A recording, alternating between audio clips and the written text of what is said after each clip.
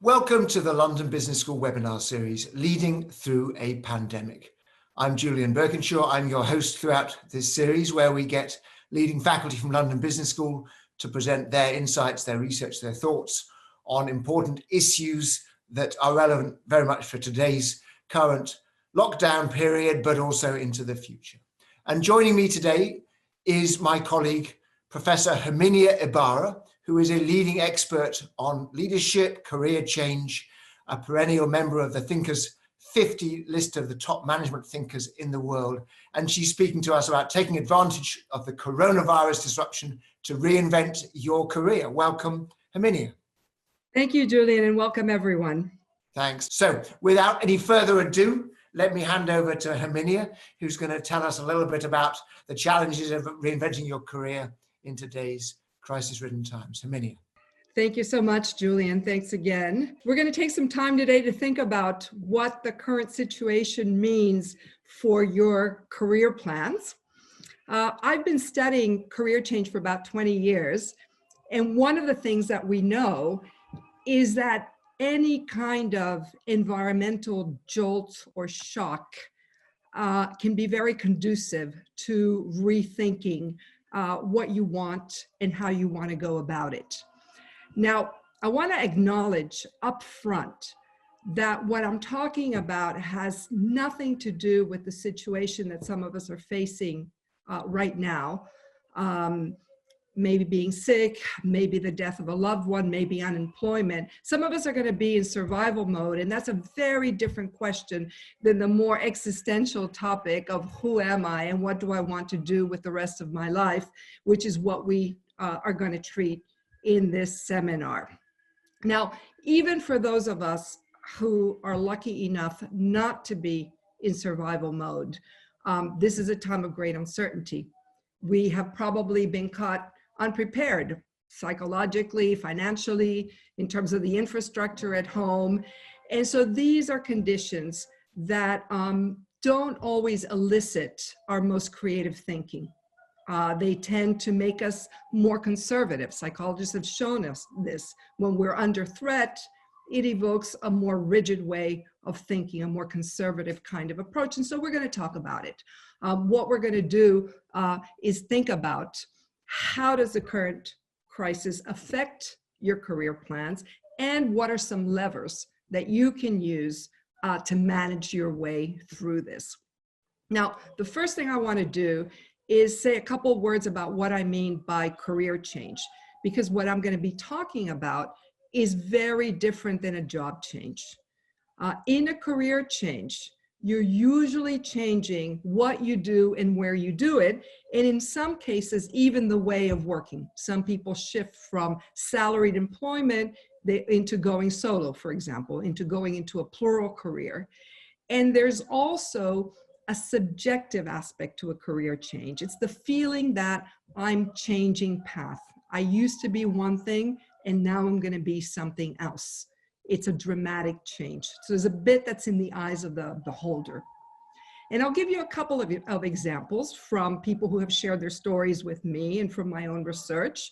You might be, for example, a money manager who becomes a film producer, or a consultant who becomes a coach, or a lawyer who becomes a private equity investor. So you get what I mean.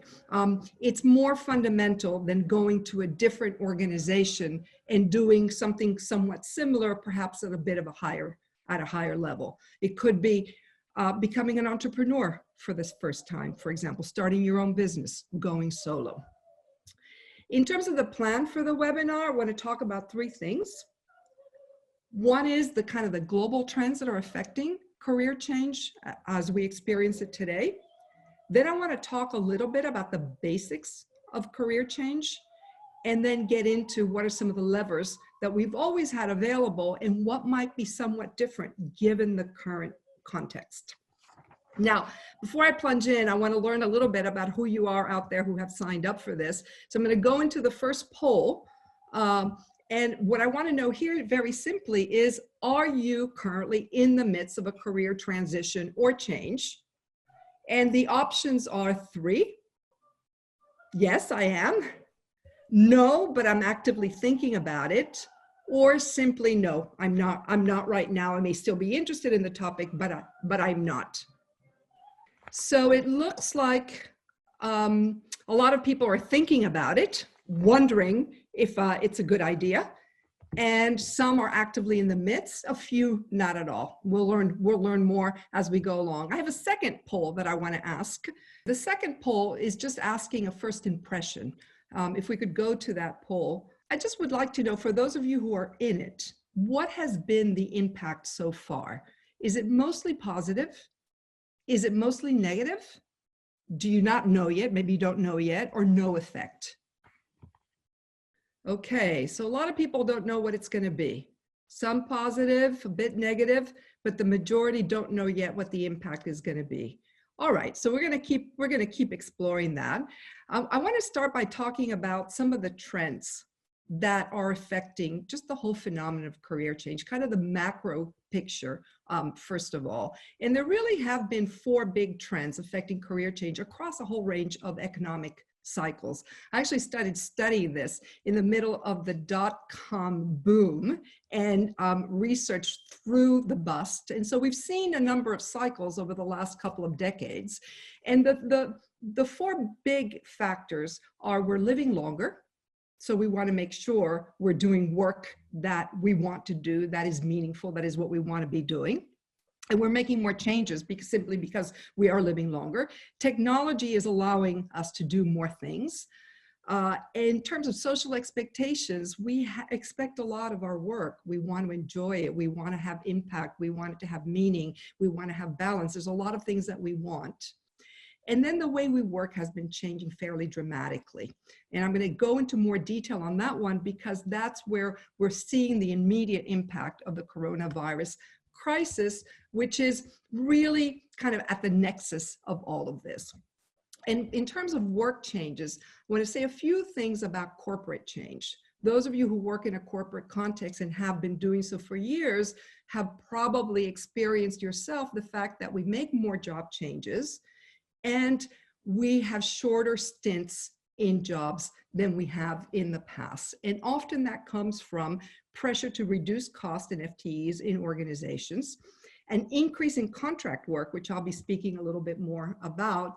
And obviously today what we're seeing is just a huge rise, and may continue to see, in unemployment in the wake of this crisis. So the corporate context has been changing and will continue to change. And one of the things related to that is the professional gig economy, which is a sector of the economy that has been growing. So overall, gig working has been growing, and professional gig working has had one of the biggest share of increases across different ages. It has been increasing for the under 30s. It has been also increasing for people in later career. And what we've seen in terms of some of the economic cycles is that in downturns, often people do this kind of work out of not having the choice, out of having lost their jobs. But afterwards, when the economy picks up in other cycles, we saw this in the wake of the economic crisis of 2008, the financial crisis, people often move to deliberately choosing this as a way of working. Now, part of what's interesting here is that many of us who are already in this form of work have experienced the blow to it as a result of the current crisis, as travel has stopped, as conferences have been canceled, as budgets have been eliminated.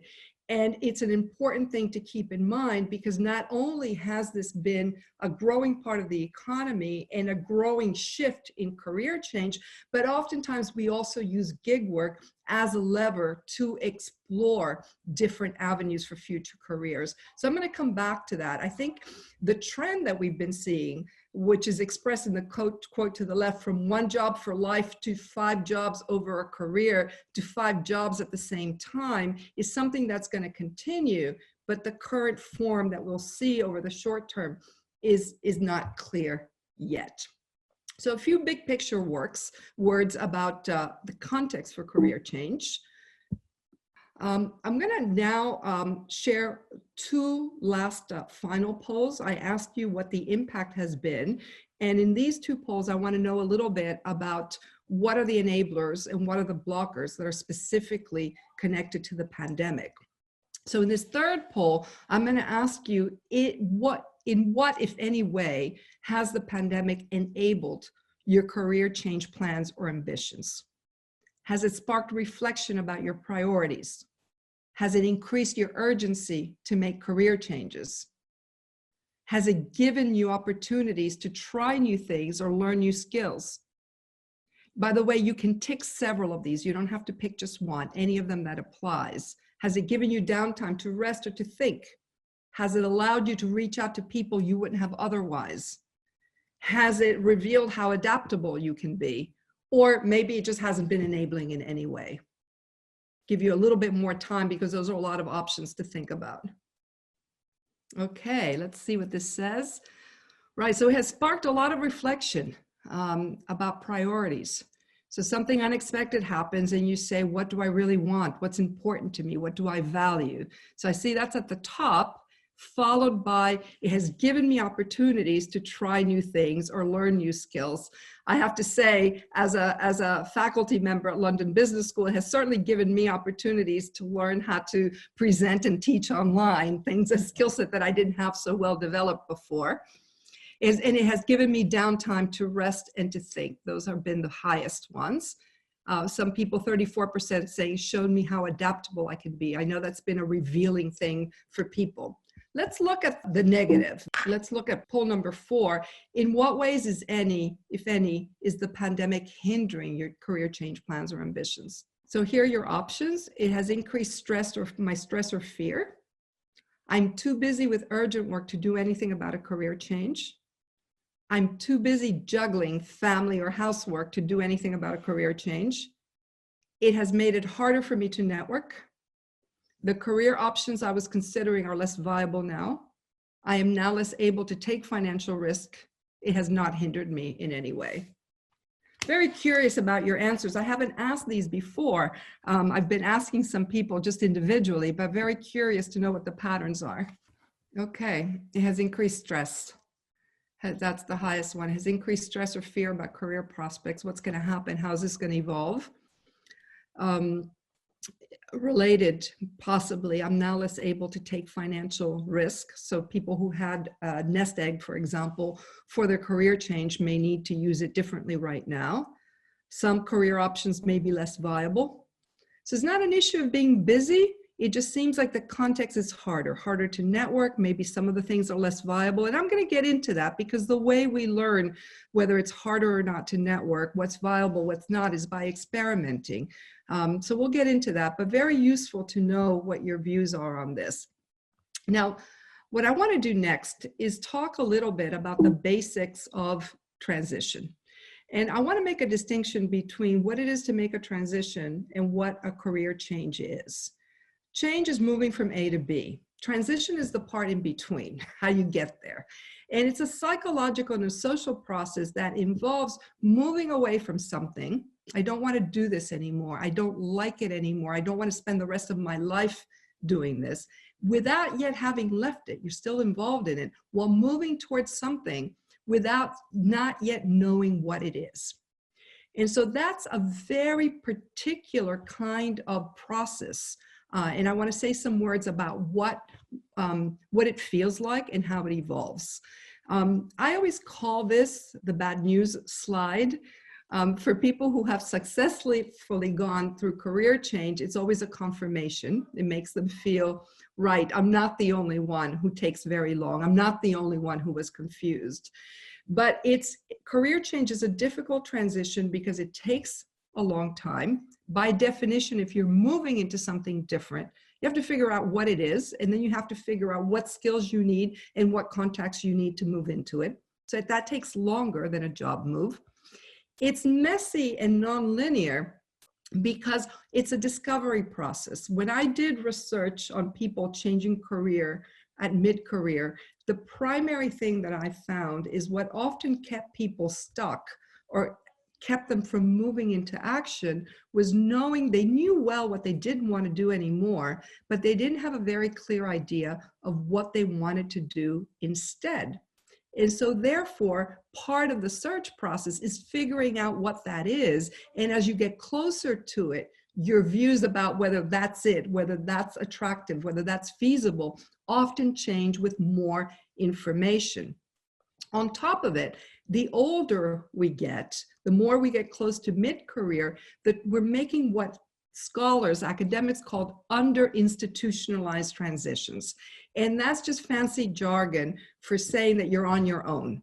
You move when you want to. The process might take you 6 months and somebody else 3 years. Somebody might make it at age 35, somebody at age 60. It's very different from, say, becoming a partner in a law firm. If that's your goal, you know what the steps are. A, B, C in a sequence. You know more or less at what age that happens, what school you need to go to, what degree you need. In these career changes, when you're moving from money manager to film director, there's lots of different paths that it might take. And there isn't one degree or one institution that's certifying, now you're ready. And so there's a lot of unknowns. You're on your own. And that's what I mean by that. And so as a result, it's a very different process. It's process driven, what I call experiment and learn. And a lot of times we try to do it as plan and implement, as answer driven. In the yellow dot, we have normal job change. I want to get from A to B. I want to have this senior role in that company. And then you make a plan, you find out what it takes, and you execute. In the blue dot, you have to experiment your way into figuring out, how do I become a film producer? Who do I need to know? What small steps can I take to learn it? Oh, maybe that's not it. Maybe what I want to do is direct instead. And it's a much more iterative process. And I want to say a few words about how it evolves. It always starts with beginnings. I think a lot of you are in this, judging from the answer to the first poll where you said that you were actively thinking about it but hadn't done much yet. And what happens in beginnings is urgency starts to increase. And for that to happen, you need both push and pull, not just what you don't like or what's not feasible or having lost your job, but what's the alternative instead. You need to develop that. And oftentimes the people around us, our network, favors us being conservative, staying put, especially if you have a good job. Why do something crazy at such an uncertain time? Sometimes we hope the great option is going to appear mysteriously. A headhunter calls, an option materializes, and that's very hard. It's very hard for that option to actually be precisely what you're looking for. And to the current context, jolts and triggers like what's happening now can play a key role, but they're insufficient without alternatives and possibilities that are starting to materialize. What's really important in this beginning phase, for those of you who are now thinking about what next, is what I call developing a list or a portfolio of possible selves. Not one plan, but a divergent set of possibilities. What's the laundry list of things that you might do, of things you might become? Some of those might be real options. Some might be pure fantasies. Some somewhere in between. Some might be dreams, things that you desire that are appealing. Other things might come out of duty, obligation. I really ought to leverage my background. I really ought to do something less risky. But we know from research in general that when we work with a set of parallel ideas, we get to a better solution than iterating and refining on one, for a lot of different reasons, particularly that you stay more open, more innovative. And one of the things that I learned in my studies of career change is that even when you know exactly what it is that you want to do, it changes as you approach it. You're going to pivot, you're going to iterate, you're going to develop it in a different way. But movement out of the beginning, where the majority of you were, requires bringing those possible selves to life, experimenting with them, trying some things out, and I'm going to get to that. Now, once you start mucking around, doing something on the side, having a project, investing in a business, all of the different things that allow you to test these things, people hit the miserable middles. And this is the period in between old and new, which is very interesting psychologically. Psychologists call this being in liminality, neither here nor there, somehow unmoored, midair, betwixt and between, not sure. Sometimes you want to hold on, let me stick to this. This is not so bad. And then really wanting to move on to something else. It's a tough period for those who love you, because you seem confused to them. And when you are confused, they worry that you'll do something silly that will put the livelihood of the household at risk. But it's part of the process. It's part of the process when you don't have a very specific and clear idea or plan for what next. When we're exploring, when we're trying to discover this fertile emptiness, as some people have called it, is very useful, because being confused and oscillating keeps you from coming to premature closure on something that's not the right thing.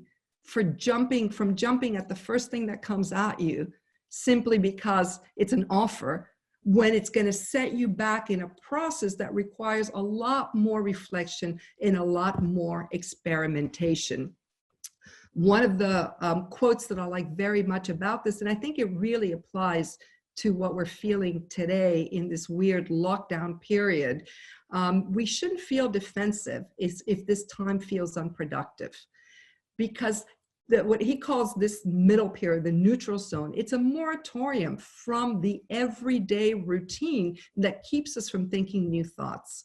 In the apparently aimless activity of our time alone or our time dabbling, we're doing important inner business. And I'm going to come back to that. So this empty period, this unproductive, confused period is very, very critical, because even when we're not actively reflecting, inside of us, the key questions and perhaps some of the answers to them are brewing.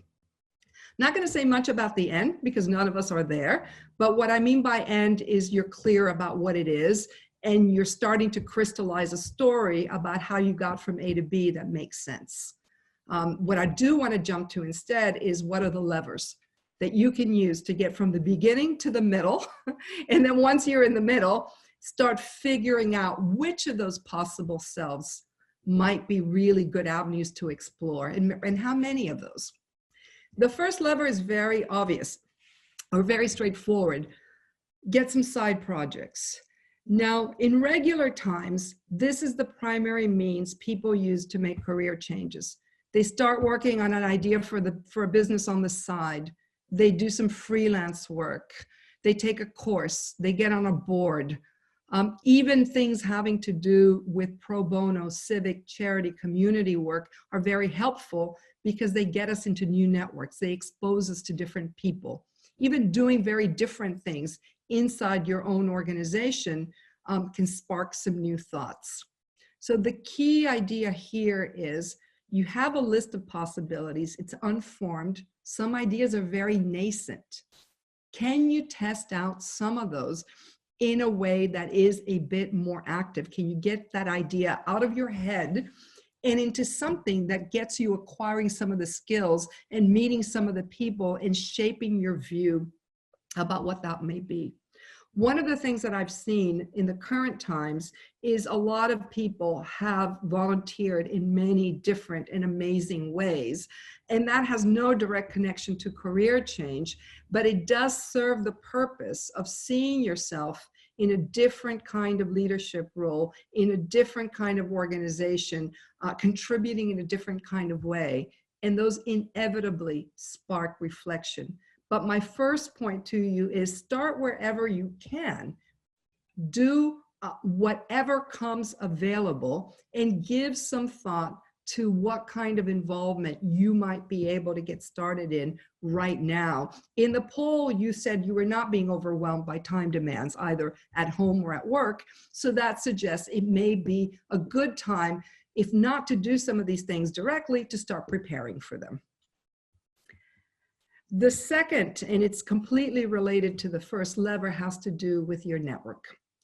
And I'm going to give you a very simple and limited definition of network, which is who are you talking to about your career these days over the past months to bounce ideas or evaluate opportunities?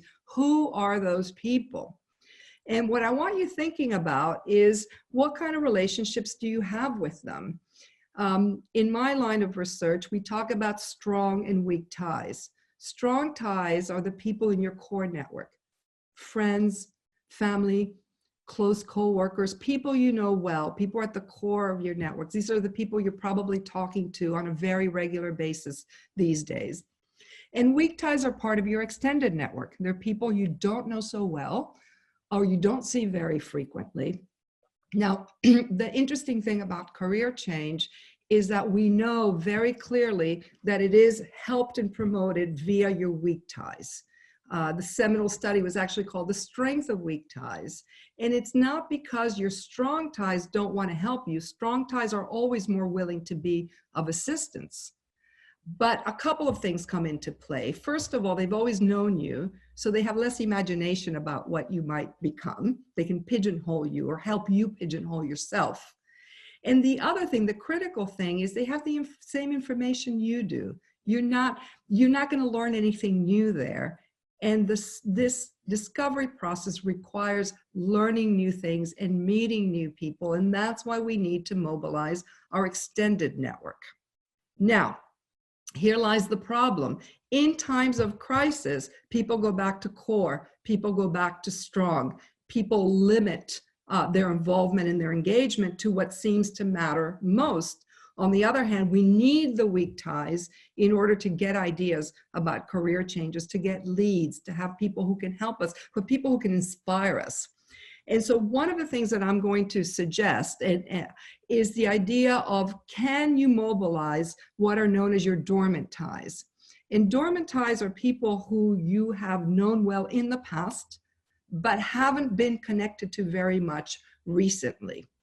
There have been a number of studies, and a summary of one of them was published recently in the MIT Sloan Management Review. Executives were asked to reach out to people who they knew, but they hadn't been in touch with for more than 3 years or so. And they were asked to reach out to them to talk about stuff that was on their mind, career projects, work projects that were important to them. And later they polled them about where did they get helpful information to help them with things that really matter to them, critical things. And as it turned out, the dormant ties were more likely to be viewed as providing valuable and novel information. And that's simply because they're in different places talking to different people and therefore bring different perspective. And so that's one way to be able to get the benefits of both strong and weak. The last lever has to do with how you do reflective work. So in transitions, we ask ourselves the big and the small questions. What do you want to remember out of this?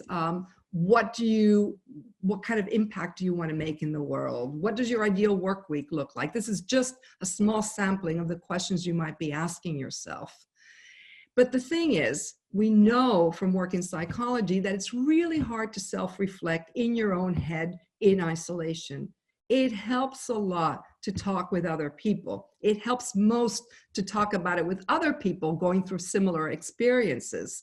And so what I would put to you, and I've seen this, one of the things that I do always with my students is I ask them to make a list of possible selves, but then to share it in a group with others going through something similar. The minute you say things out loud, it changes things. You have to articulate them a bit better. It prompts reflection.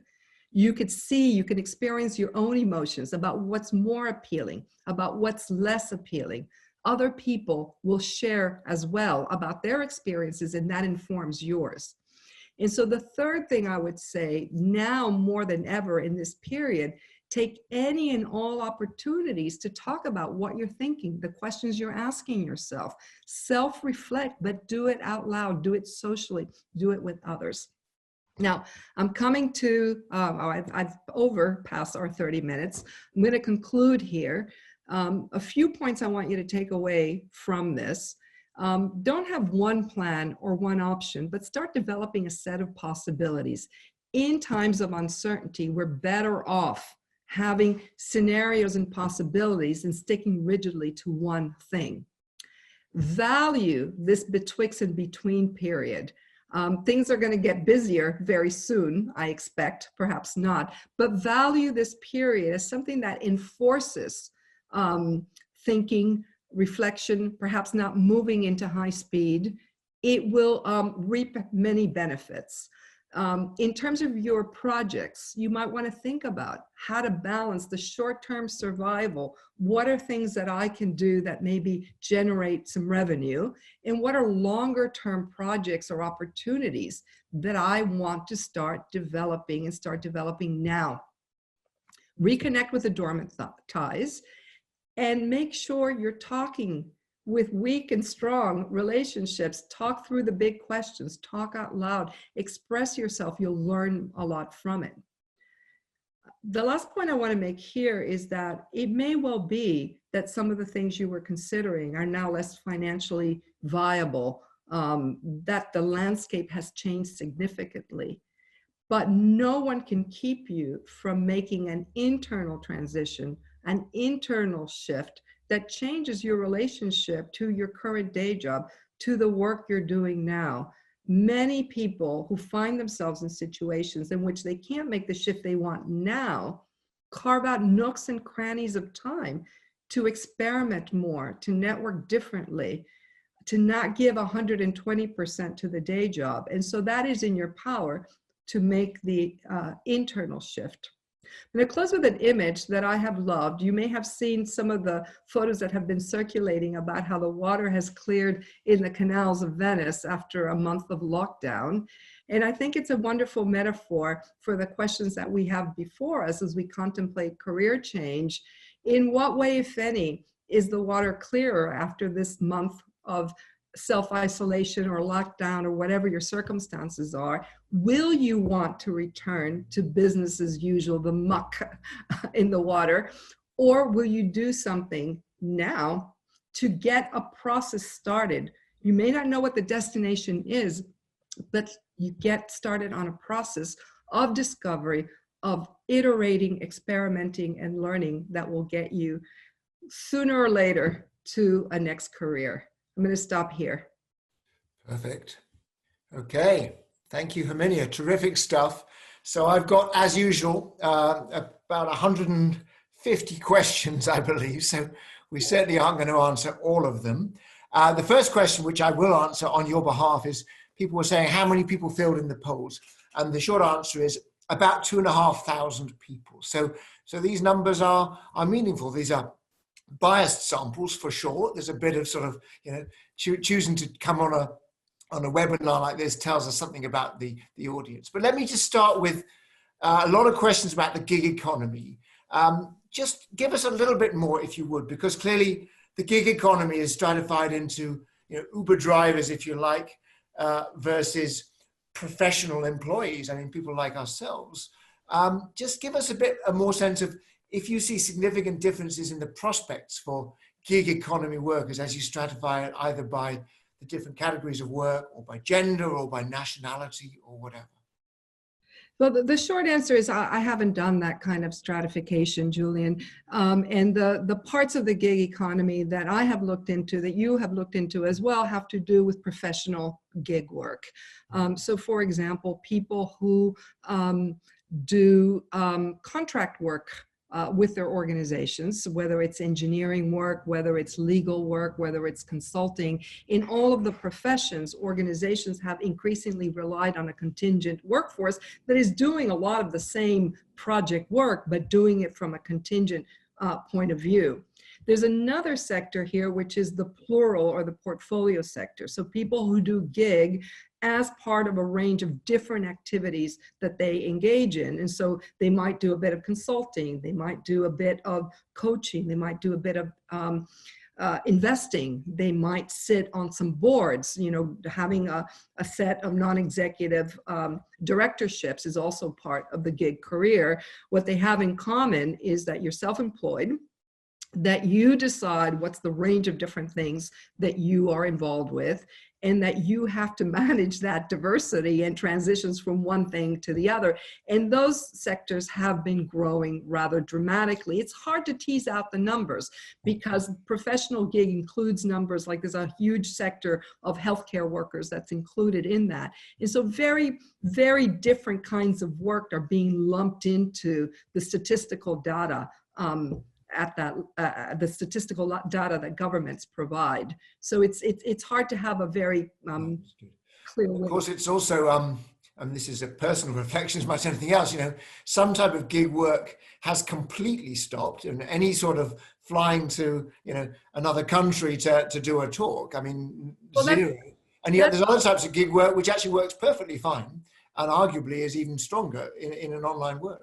Well, I'd be interested to hear more about that, actually. A lot of the people that I know have had their gig work completely stop, whether it has to do with some of the things that we do, which is to be involved in conferences and keynotes, but people who do gig work as coaches, some of those budgets have dried up, or the people they coach are just in survival mode and not really receptive to that kind of work. There may be others that have increased because organizations need the particular kind of work that they do and are in no position to hire on a full-time basis. So I think there are some opportunities. There's other points of retrenchment. And what I don't know is how that is going to play out, because we don't know how the economy is going to play out over the longer term. That's right. I mean, and by all means say I don't know to this, but several questions have been specifically about the role of coaches. And coaching has classically been you're in a confidential space with your coach, and that personal contact is really helpful. I mean, any experiences of coaching over Zoom? Well, I don't do that personally, but I have lots of friends and colleagues who do, and who have been very successfully doing that virtually for years now. What I think is more difficult is to launch a relationship, a new relationship online. But many of the people who coach busy, constantly traveling executives have been coaching virtually for quite some time, just as a way to make sure that it actually happens. I think there's going to be a lot of space for experimenting with how you do that. We're all learning that you can be a lot more intimate than we realized online. And I think that's a great space to watch for the future. That's right. And of course, the technology has just improved in leaps and bounds in the last few years in terms of the ability to. There's two different things going on there. One is, are there budgets for it? And are they as healthy and fat as they used to be? And then the second is, can you create that kind of relationship online? Right. And of course, at the moment, most training and development budgets are kind of frozen. I mean, and we all know why. And eventually that has to change. But right now it's very difficult. Okay, there was a bunch of questions about your point on possible selves, and particularly that middle period where you started to experiment. I'm just going to read a couple of the questions. One says, I seem to have been stuck in this liminal space for much of my career. Any suggestions about that? And then a related question is, look, this is very hard psychologically. It seems very unproductive. Any practical thoughts on how I manage this messy process, whether it lasts weeks, whether it lasts for years? Right. So that's what you just said last is important. It can last a very long period of time or a short period. It depends on the person, depends on the situation. I mean, obviously, some of us are quick to commit to opportunities. Others of us never commit. So if you've been in the liminal space all your life, that probably means you haven't wanted to commit to a particular career path, and you have taken a different kind of more plural route. Most typical is that it takes 2 to 3 years to make a career change. And that's the psychological difficulty, because most of the people in my projects are people who have been very decisive, who have been very successful, who have built careers, who have invested their time, and now they feel unproductive, indecisive, a bit all over the place. And you'd be surprised, even some of the most successful people you can imagine, who actually have who know they're going to land someplace really interesting, still go through that, because it is a loss of identity. Psychologically, it is a loss of identity. We associate so much of who we are with the work that we have done with the company, the organization, the colleagues, when that is gone, or we know it's going to be gone because we're separating, we're leaving, it throws up a lot of questions about who am I, who have I been, and what's my anchor.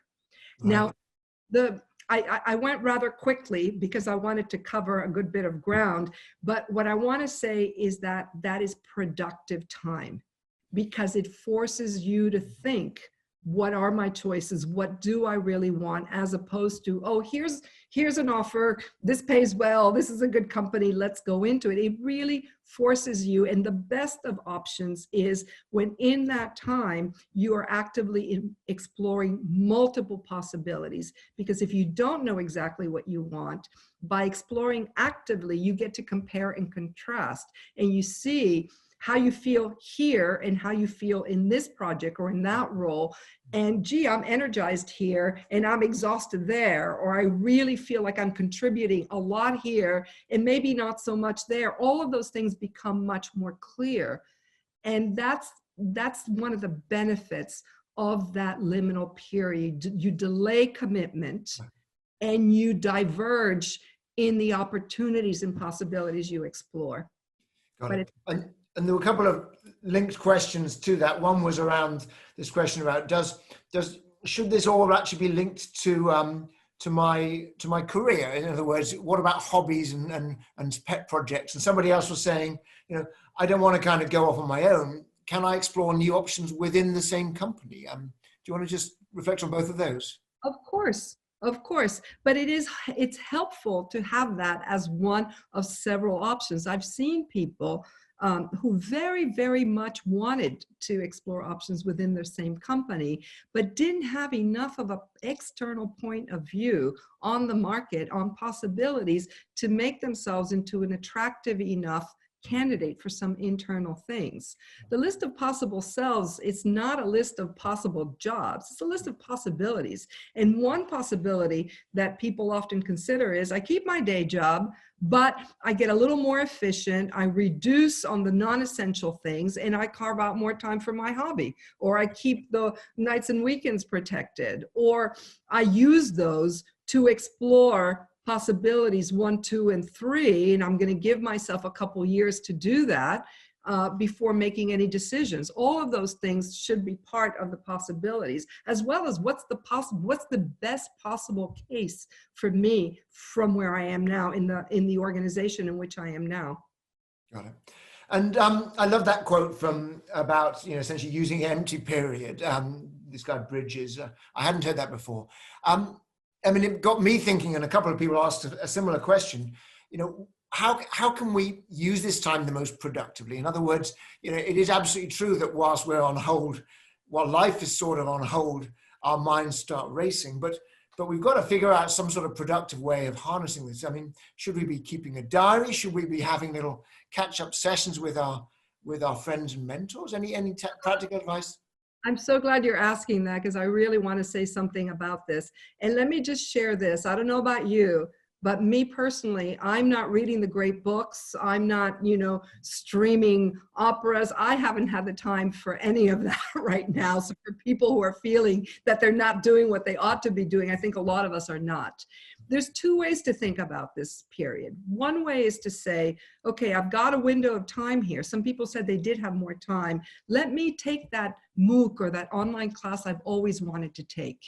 Let's just do it, right? You have some ideas, you have the time, let's do it. Other people might simply need this time to rest and recuperate and to just kind of to cope as best possible. There's really interesting neurological research that says that when we're at rest, we're not idle. When we're at rest, so unproductive, what's happening is a lot of stuff in our minds. We're consolidating views of all kinds of things. We're actually crunching the data on our computers. And that is why you get the phenomenon of taking a walk and having an idea.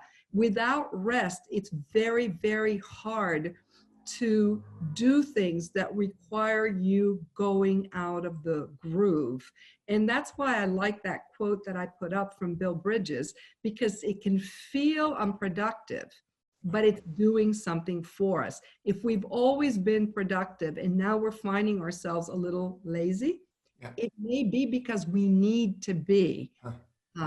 And I think we've kind of gone overboard with this kind of expectation propagated on social media that we should be journaling and doing this and doing that. Sometimes we just need to sit and rest, sit in the garden and prepare ourselves for a next stage. Well, there's an awful lot of free online content available nowadays, that's for sure. In case we want to be stimulated. Of course, attend the LBS webinar. Of course, clearly those are the biggest priority that you could possibly have. So, dormant ties, 2 questions on dormant ties. One is, what is the definition of dormant? That is quite useful. How many years? Secondly, is there a risk that I look I'm a bit opportunistic? I'm somehow after something if I open up ties which haven't been taught to for the last few years. Yes. Classic question. So a dormant tie, in that study, it was operationalized as somebody you hadn't been in contact with for more than 3 years. But, it might be 5, it might be 10, it might be 2. What matters is you haven't been in recent contact, and that probably means that you're working in different places, maybe in different cities, maybe in different organizations, and therefore you are likely to have different networks. Right? The people who you see and talk to often are more likely to know each other, are more likely to form one network, and so you get nothing new there. So dormant simply means you're reactivating that contact. Now, whether that's viewed as instrumental in some kind of devious and sleazy way depends on how you go about it. And here I want to take a step back, because we also know from research that a lot of people are very uneasy about reaching out to people for utilitarian reasons. I'm trying to network for my career change, or I'm looking for a next job. But we all do that. And it's a good time to just step back and say, how do we react when other people reach out to us? Often we are helpful. Now, the reason why I raised the point about it being perhaps a little bit more of a challenging period to connect to people who you don't know well at all is because everybody's pretty busy and everybody is kind of trying to prune to the essentials. However, if you've had a significant relationship with somebody in the past, you've worked together, you've worked on a team together, there's no problem with simply reaching out and say, hey, I'm taking advantage of this to reconnect to people who have been important to me. Would you like to have a chat? Here's what I'm up to. I'm exploring these kind of directions. What are you up to? So not a kind of, can you give me a lead, but where are you now? And let me share where I am, I think is just a really helpful and human thing to do. And I think we've found during this last period that people are really hungry to reconnect and to reactivate relationships that have mattered to them. Yeah, good. Okay, we've got time for, I think, three or four more questions. One which is, this is a big question, and it's really speculative, but in times like this, when, as you say, we kind of reassess our lives a little bit, and we have time and arguably even the opportunity to start exploring some of our possible selves, there is an issue from a corporate perspective about, are we going to lose good people? In other words, a lot of people are worried about being laid off, but in fact, the exact opposite problem exists as well, which is that companies are going to potentially lose some of their most promising, most interesting people who actually take advantage of this opportunity to try new things and to move on. I mean, what's your either experience or kind of your views on that? Is there going to be a significant increase in professionals moving out of companies and starting up some of these slightly more portfolio type careers? Right. I mean, I can only speculate on that, but I can tell you that one thing we do know from pockets of research that have been done in different organizations is that when people take a sabbatical, right, if it gets to be a certain significant period of time, it's hard for them to go back. And I think the interesting question here is, how long is this lockdown or this new way of working gonna go on? And if we go back to normal, will we want to do that? I think one of the things that's going to happen is that people are going to have less tolerant for rigid schedules and will want to have more flexibility because they will have seen that there's a lot that's possible without getting on a plane or attending lots of face-to-face meetings.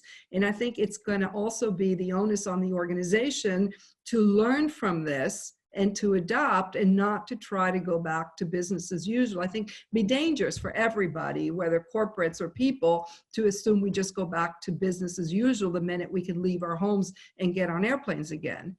And so I think I think it's a good question. I think all organizations lose good people because it's career change is a big trend. Career change is a process, as I said before, that takes a lot of time. So 1 month at home or 2 months at home isn't going to be, the be all and end all. It's going to depend, perhaps, if the person was already disconnecting from the place, envisioning other possibilities, this may exacerbate it. In other cases, people may be glad to return to safe and secure employment. So the answer is I don't know. Indeed. But the longer we work in different ways, the more likely it is that we will want a change when normal life resumes. No, I can see that. So quite a long question here. I'm actually going to read it. So when moving, it's adapting to new social norms as much as new skills. It's a time of real change at all levels, brings opportunities to influence these changes, but at the risk of being seen as an outside agitator and or threat. Any thoughts on that? I think the idea here being that, you can only push so far before people start to get threatened or worried that you're causing trouble. How do you get the right balance? You mean back in one's organization? Yeah, exactly. Yeah. Yeah, I mean, this is the whole topic of power and influence in organizations. If you want to be a change agent, how to create change without getting killed off. And the way you do that is you try to understand who you're dealing with and who might be your allies and who might be your detractors and what kind of power you have and how to persuade. And it's, and it is a process that requires a lot of skill and a lot of thought and a lot of strategizing. So, I mean, without kind of giving a full course in how to change in organizations, I would say that I try to reframe the question and not how do I not be seen as an agitator or threat, but how can I be most effective in changing the minds of certain people, and where might I start, and what might be steps that show proof of concept, but also show an image of me that's going to be positive, and how to take it from there. Got it. So we've got time for one more question, and I'm going to use my prerogative as the chair to ask something which actually I'm fascinated in. One of my roles is overseeing executive education at London Business School. You talk a lot about identity, the notion that we become leaders essentially by trying out new things and actually understanding ourselves better to enable us to be leaders more effectively. What's the role of, shall we say, formal executive education in helping us there? We run a lot of open enrollment programs where people come to London Business School. We run a lot of online programs. Help us with the process almost by which that sort of formalized learning can help us with this identity development. Yeah, no, it's a great question. And, it's not going to surprise you to hear that I think it plays a huge role, and we need to understand how and why it plays a huge role. And that sort of leads into what's different about online versus in person. Most people go to executive education because they want not just some new skills, but they want some kind of change in their life. They want to be more effective. They want to have more impact. They want to be more successful. It's a more personal agenda than I want to have some financial, retune my financial skills. And so that kind of learning is social learning. There's a part that is about stuff, but there's a part that is about relating to people in that capacity. It's about who I talk to, who I identify with, who are my kindred spirits, who's going through the same thing, how do we help each other? And it relates very directly to my third point about reflect out loud. What I have seen is that people who go through career changes that go into programs of different kinds, whether executive education or something outside of a business school or a university, put them in a cohort of kindred spirits who are going through something similar. That is enormously helpful, because it's a context for experimenting, for role playing, for trying out those possibilities and forging your own view. And a lot of what we do by bringing those people together is to facilitate it, to provide a bit of a cocoon for that identity to start to take hold. Perfect. Well, that's great. No, I mean, terrific point on which to end. We are going to close, but before we do so, could we just pull up the information about the next webinar that's coming your way? We are going to be switching our attention towards customers. We've been talking a lot about employee changes and employee resilience challenges. We've been talking a lot about the big macro changes going on in the environment in this webinar series. But what we're going to do on Thursday with my colleague, our colleague, Professor Rajesh Shandy, is talk a little bit about marketing and how we make sure that we retain high quality relationships with our customers throughout the crisis. So marketing leadership in a time of crisis is the theme. And if you look at the website down there, london.edu/pandemic webinars, you can register for that webinar. And of course, you can see the list of all of the additional ones that are coming up soon. And today's webinar will, as all the others, be available online within a couple of days for you to watch again. So with that, we're going to say thank you so much, Herminia, for a terrific talk. Thank you, the audience, for listening. And we look forward to seeing you again on Thursday. Thank you.